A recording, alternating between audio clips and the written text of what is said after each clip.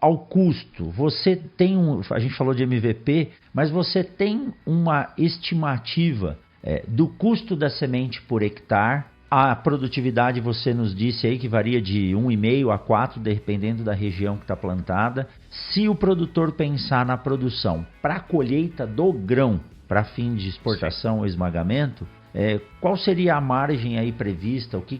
Você tem uma noção para nos passar, filho? Vamos à base do ano passado, os preços do ano passado. Eu gasto em torno de R$ 1.500 a R$ 1.800 por hectare de insumo, sendo que a semente representa R$ 450 a R$ 500 por hectare.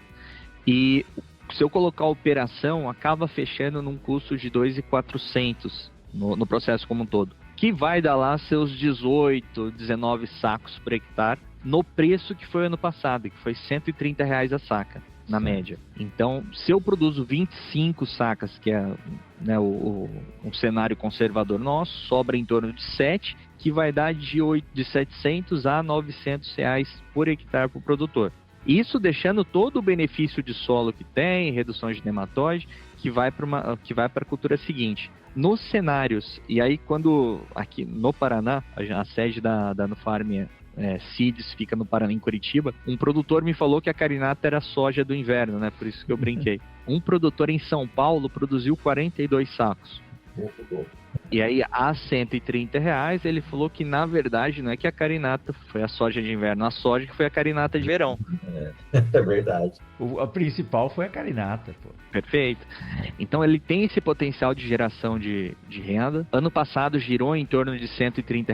A nossa referência de preço para fazer um business plan para o produtor é soja balcão. Então, tenha isso como em mente a hora de fazer planejamento. Quando eu comparei o preço da carinata versus soja balcão, nos últimos 25 anos, existiram 2 momentos em que a carinata operou 5% abaixo do preço de soja. Uma foi em 2015, naquele laninha forte que aconteceu, e o outro foi na guerra da Ucrânia.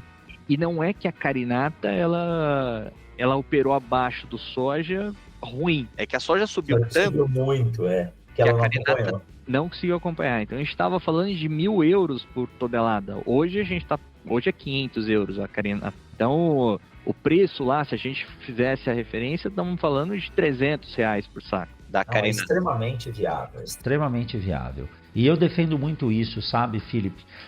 Nós falamos da sucessão, dessa possibilidade que o Mato Grosso tem de fazer 1, 2 safras.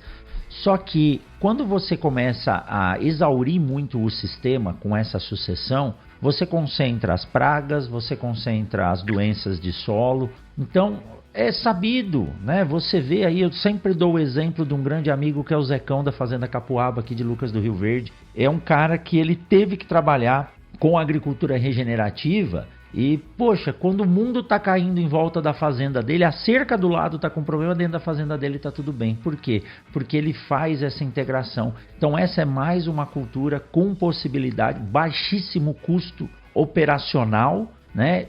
Uma possibilidade de retorno alto. E o que a gente conversa muito aqui, né? Poxa, a gente já gravou episódios sobre produção de abelha no meio da soja, as certificações, mercado de carbono aí, com o Renato, alguns episódios atrás. Então a gente tem que pensar na sustentabilidade. Isso é o que o mundo quer e isso é importante para nós. E sustentabilidade da porteira para dentro é ganhar mais com custos menores, né? Então você produz. Então a carinata é isso. Se você acertar uma tacada desse produtor de São Paulo que fez aí seus 30, 40 sacos de carinata por hectare, com um custo de 18, 15, poxa, isso aí é quase ganhar na loteria, né? Claro. E quando eu fui para os Estados Unidos fazer a especialização em sustentabilidade, naquele tempo a gente não falava de ESG, né? O pessoal era mais menos politicamente correto, se é que, né? Mas a ideia era a gente falar de triple bottom line. Então eram os 3 P's. People. Então, todo produto que você faz precisa fazer bem para as pessoas. Senão, não faz sentido. Se você se autodestruir, não faz sentido nada do que você faz. Precisa fazer bem para o planeta, porque não adianta ter pessoa e não ter lugar da onde a gente viver e extrair o benefício. Porém, é um tripé. O último P é profit, é lucro. Exato. Se não tiver lucro, a gente não mantém a estrutura em movimento. E a carinata, ela veio matar, né, juntar todas essas premissas. A gente tem quando a gente começou a negociar a carinata, ela tem uma alta pegada de carbono, né? Enquanto o diesel, o querosene fóssil, emite 89 gramas de CO2 equivalente por megajoule de empuxo do avião, a soja emite 68, a camelina, que é uma cultura também que tem sido muito falada, emite 28, a carinata emite 14. Então é a que menor tem emissão de CO2. E aí a gente vende o óleo da carinata e isso daí gera um crédito de carbono. E aí os compradores falaram assim, tá aqui um documento que você tem crédito de carbono. Não. O brasileiro de documento e crédito de carbono no papel tá cheio. Que a gente quer o dinheiro. Então já que isso tem valor, me paga por ele e aí eu distribuo lá na ponta. Eu já dou o dinheiro, cara, não dou crédito de carbono, eu dou dólares de carbono. E aí eles falam, não, mas você tem possibilidade. Eu falo, não, cara, o nosso melhor papel é o verdinho. Não o documento. Então hoje, quando a gente negocia e compra o grão aqui no Brasil, eu pago a bolsa, que é uma bolsa de cousa europeia, em euros por tonelada, mais o crédito de carbono. Então, o crédito de carbono já está embutido no preço. Esse eu consigo provar que o produtor está recebendo pelo crédito de carbono, sem ter que fazer gasto com certificação, com cadeia de custódia, com tudo isso. E aí, todo esse trabalho de geração, de consultoria, certificação e tal, está embutido no preço de semente. Olha aí. Então, a gente dilui todo esse processo, nós somos responsáveis pela certificação e pagamos pelo produtor. Não ganha-ganha. Para eu certificar, eu preciso de informação de campo. O produtor me passa as informações do que fez. Em contrapartida, além de pagar o crédito de carbono, eu transfiro todo o conhecimento que eu tenho. Hoje a gente tem carinata plantada no mundo inteiro.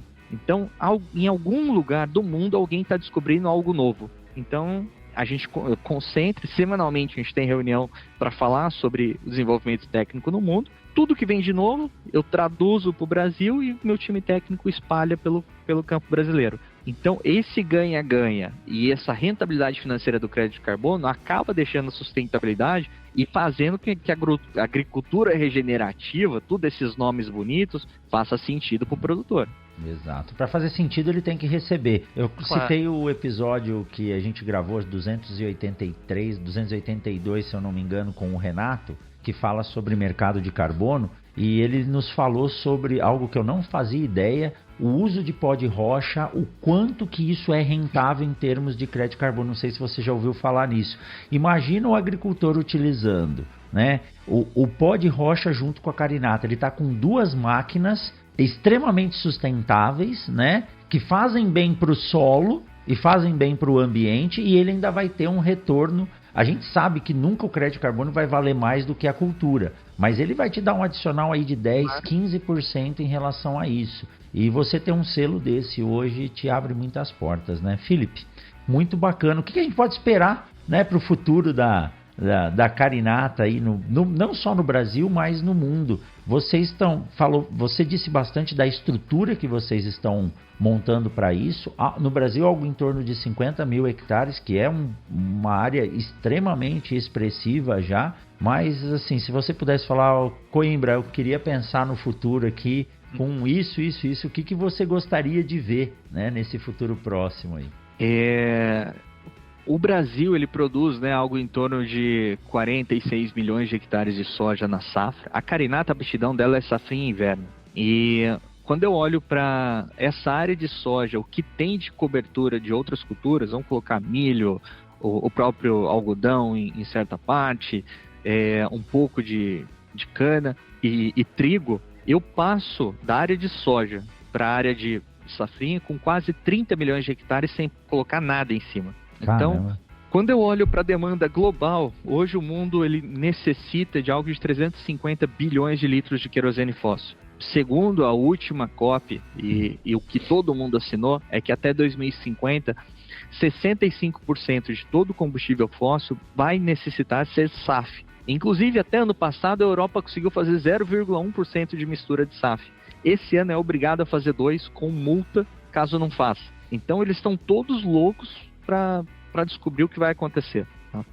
E gastaram 1,8 bilhões de euros. Esse ano, a previsão é de gastar quase 20 bilhões de euros com SAF, ou seja, dinheiro tem. Mas, quando eu transformo os 250 bilhões de litros de um SAF, né, com uma produtividade de 1,5 de carinata, e a as quebras ali para a produção de óleo, eu preciso de 29,9 milhões de hectares. É utopia pensar que a área que fica descoberta do Brasil viraria toda a carinata, mas se virasse, ou se a gente dobrar a produtividade de carinata, o Brasil consegue abastecer todo o setor de aviação com uma ferramenta sustentável de aviação. Você me perguntou meu sonho, o que eu... É a gente suprir e sem mover uma área de alimento. Sim. Eu não tô tirando milho do corpo de ninguém. Os planos a gente... O número 1 milhão é algo muito bonito, né? Algo que eu tenho buscado. Então, para os próximos 5, 10 anos, a gente chegar em 1 milhão de hectares no Brasil, é algo, tomara que antes, né? Mas é algo que a gente tem buscado e mirado. A cultura, ela tem potencial para ir dobrando a cada ano. Então, vamos fazer. E para mim, esse ano vai ser um divisor de águas. Eu acho que, uma análise que a gente fez, 3 de cada 10 agricultores em um ano já sabem o que é carinata. Felipe, eu acho que esse 1 milhão aí que você está colocando 5, 10 anos, você está sendo muito, mas muito pessimista, viu? Eu acredito que muito mais rápido a gente chegue nisso, com todos os benefícios que a gente acabou de citar aqui. Tomara. E aí a gente tá fazendo todos esses movimentos. Esse ano a gente está gastando muito em pesquisa. Como eu te disse, para mim 2025 é um divisor de águas. Quando o Mato Grosso acertar a mão e o Mato Grosso do Sul, né, que estão investindo muito e estão acreditando muito na cultura, aí eu acho que não tem como segurar mesmo. Aí tô contigo. Legal.